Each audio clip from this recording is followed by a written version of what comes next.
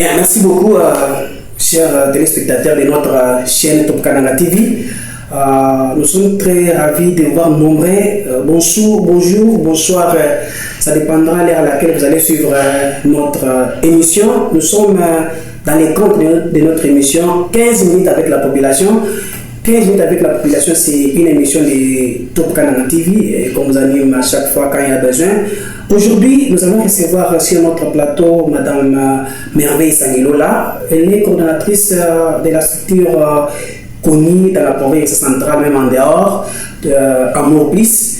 Nous allons discuter avec elle sur une question très importante dans les matières qui abordent dans le système d'éducation, où nous allons discuter avec elle en long et large concernant la décision prise par le ministre de l'Éducation nationale en laissant les jeunes filles enceintes dans le milieu éducatif. Quelles sont les conséquences, quels sont les avantages, comment elle, parmi aussi les membres de la société civile qui militent fort pour ces matières, comment elle a accueilli cette décision. C'est dans ce genre de questions que nous allons discuter avec Madame Merveille. Madame Merveille, bonjour. Bonjour M. Célestin et bonjour à tous les téléspectateurs qui nous suivent.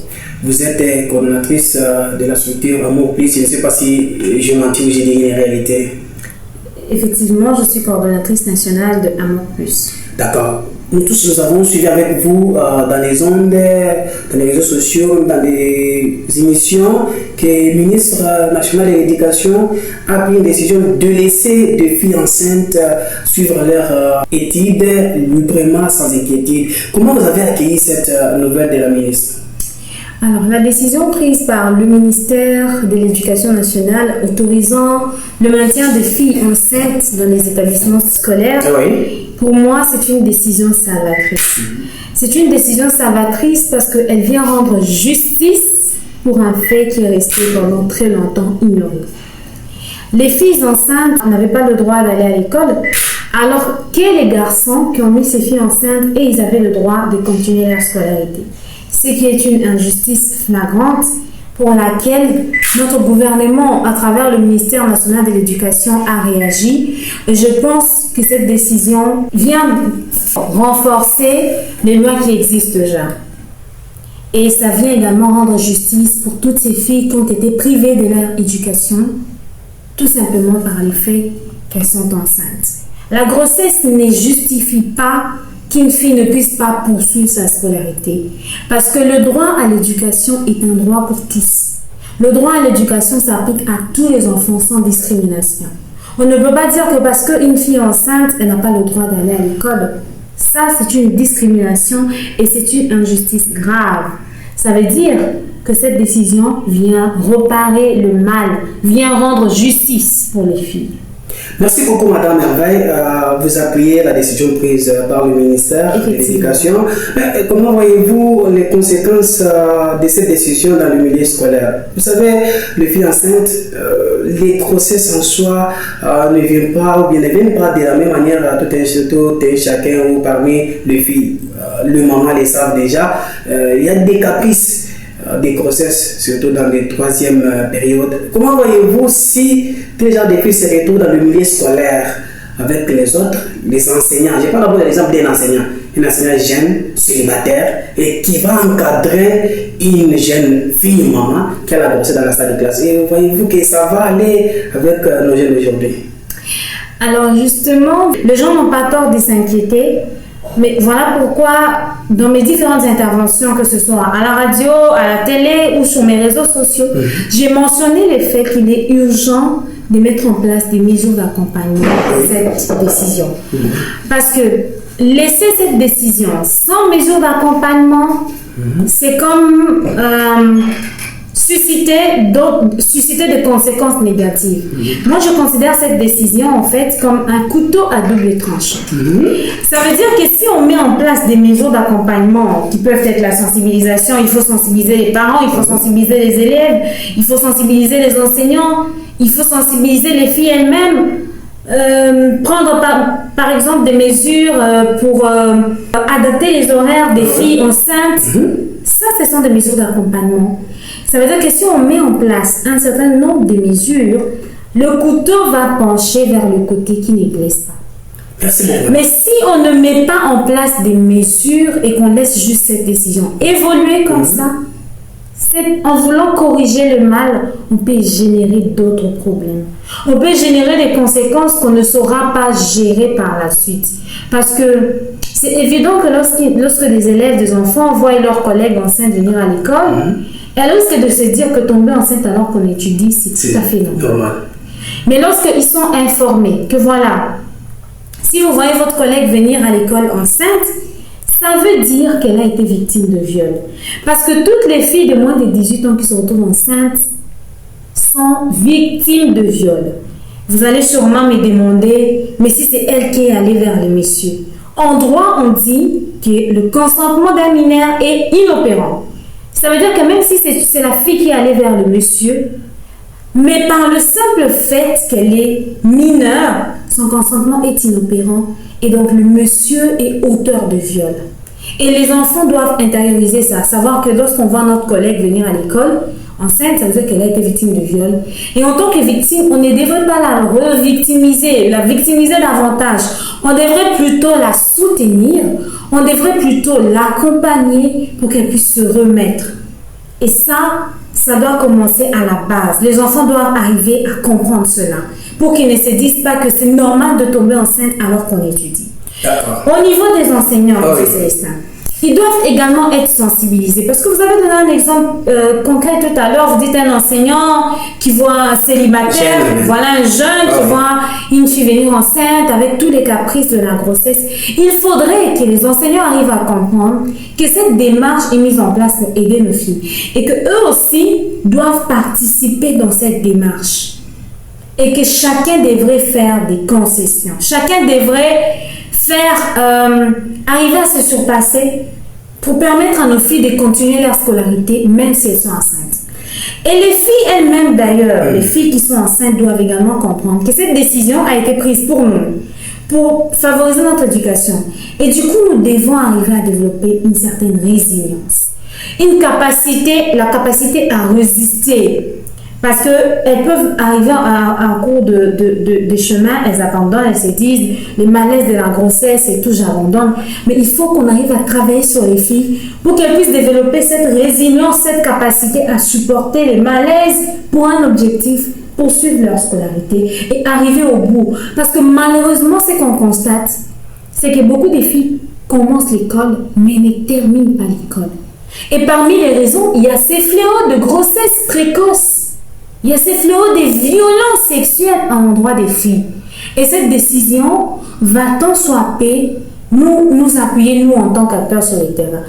Et ça va également faire en sorte que les taux de mariage d'enfants diminuent. Lorsqu'une fille est enceinte, lorsqu'une fille est victime de violence et qu'elle ne va pas à l'école, la pression sociale est tellement grande que la famille va se dire la seule solution, c'est qu'elle puisse se marier. Mais lorsqu'une fille est enceinte et qu'elle est maintenue à l'école, les pressions sociales diminuent. On va se dire, le mariage après, qu'elle continue d'abord l'école, qu'elle poursuive sa scolarité. Merci beaucoup, Madame Narvaille, avec tes explications quand même très fondées. Mais il y a des petites préoccupations qui, par des fois, me tourmentent personnellement. Vous venez de parler de mesures qui devaient accompagner ces décisions. Mais ce n'est pas bon, ce n'est pas tard, parce que la décision a été déjà publiée et accordée. Maintenant, qui va maintenant organiser ces sensibilisations que vous venez de parler, parce qu'elles devraient essentiellement être mises en place, de sensibiliser, accompagner cette décision avec des sensibilisations et d'autres mesures. Mais ce n'est pas tard parce que la rentrée scolaire s'est dissipée. Mais qui va le faire? Si ce n'est pas défausté, nous avons vu dans les réseaux sociaux, pour quelques heures que les élèves filles enceintes ont passé dans les salles des examens, ils étaient mal à l'aise. Et comment vous pouvez faire ça toute une journée de 6 heures d'études et elle peut supporter réellement?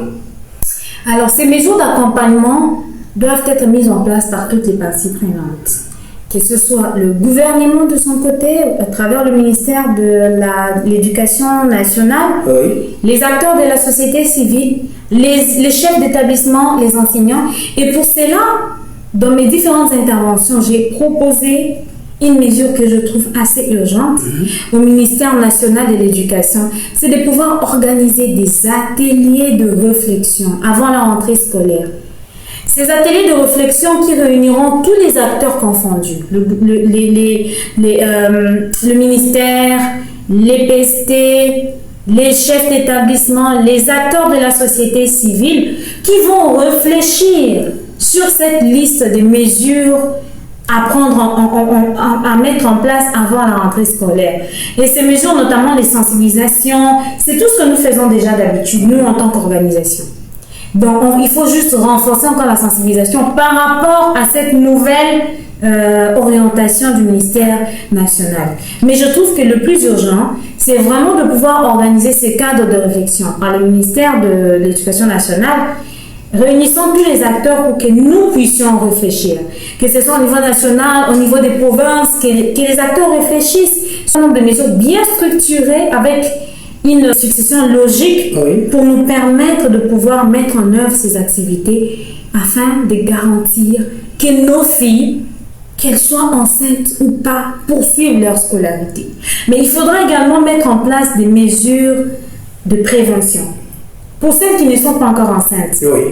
Parce que c'est vrai, on veut que les filles qui sont enceintes poursuivent leur scolarité, mais il faut surtout insister sur le fait qu'on ne veut pas que les filles puissent être enceintes, attraper de grossesse pendant qu'elles étudient.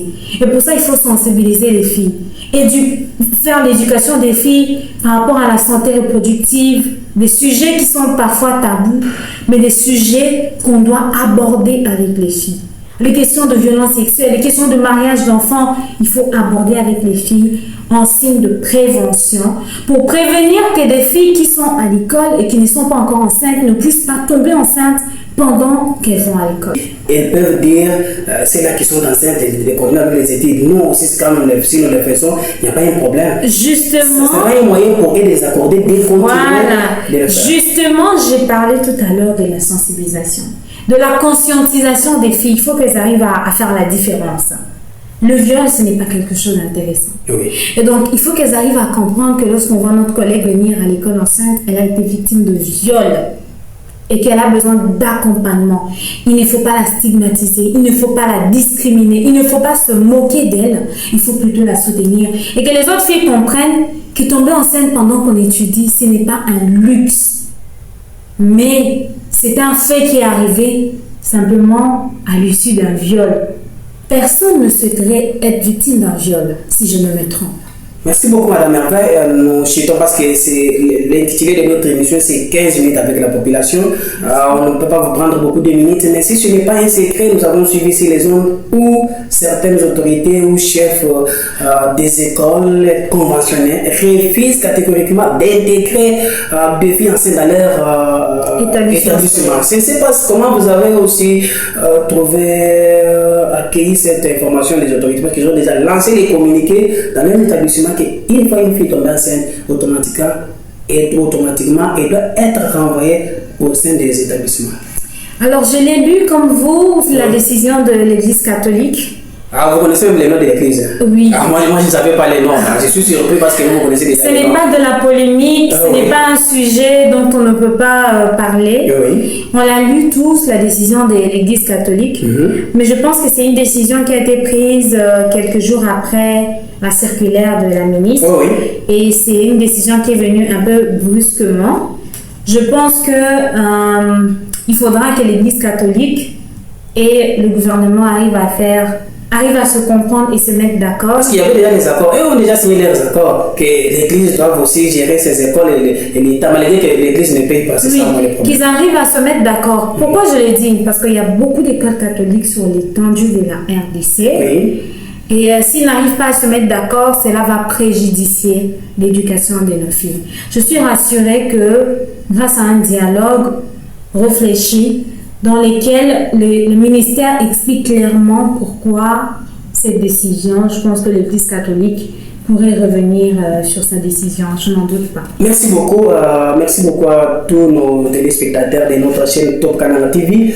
Nous voulons spécialement merci. Nous avons accueilli aujourd'hui Madame Merveille Sanguinola, coordonnatrice nationale d'Anoplis sur notre plateau. Avec elle, nous avons discuté une question très importante, l'accord ou l'accès des filles enceintes aux établissements scolaires. Décision prise par le ministère de l'Éducation nationale. Et, vous avez suivi ces explications, vous avez suivi aussi ces commentaires. Vous voulez aussi réagir, nous sommes libres, nous sommes là pour vous accompagner dans vos activités. Nous vous demandons seulement de vous abonner sur notre chaîne massivement, partager, liker nos vidéos, ça nous fera aussi du bien et c'est votre manière de nous accompagner. Merci beaucoup. Madame Merveille, je ne sais pas si vous avez le dernier message, le dernier à lancer à la population congolaise, en général, en particulier la province centrale, c'est là qui vous suivent à ce moment, le chef d'établissement, les gouvernements, les enseignants, les élèves, même les parents, même aussi, le dernier message que vous allez lancer. Et vous laissez partir aussi vers vos activités. Ouais. Alors, les derniers messages que moi j'aimerais lancer à tous ceux qui me suivent, c'est que la décision a déjà été prise par le ministère national de l'Éducation. Oui. Ce que nous pouvons faire, c'est de pouvoir soutenir et accompagner cette décision, parce que chacun de nous, de son côté, est responsable de la mise en œuvre de cette décision. Que ce soit nous, les acteurs de la société civile, que ce soit les enfants eux-mêmes, les parents, les enseignants, les chefs d'établissement, tout le monde est responsable d'une manière ou d'une autre de la mise en œuvre de cette circulaire. Et donc, nous devons nous en approprier. Et au lieu de rester à être pessimiste, on devrait plutôt être optimiste et proposer des mesures d'accompagnement claires au ministère de l'Éducation nationale. J'aimerais également demander à tous ceux qui nous suivent de s'abonner sur cette chaîne YouTube. Merci beaucoup. Et en même temps, je vous remercie de l'invitation pour la première fois sur ce plateau. Merci. Je me sens très honorée. Ok, merci beaucoup, Madame. Merci.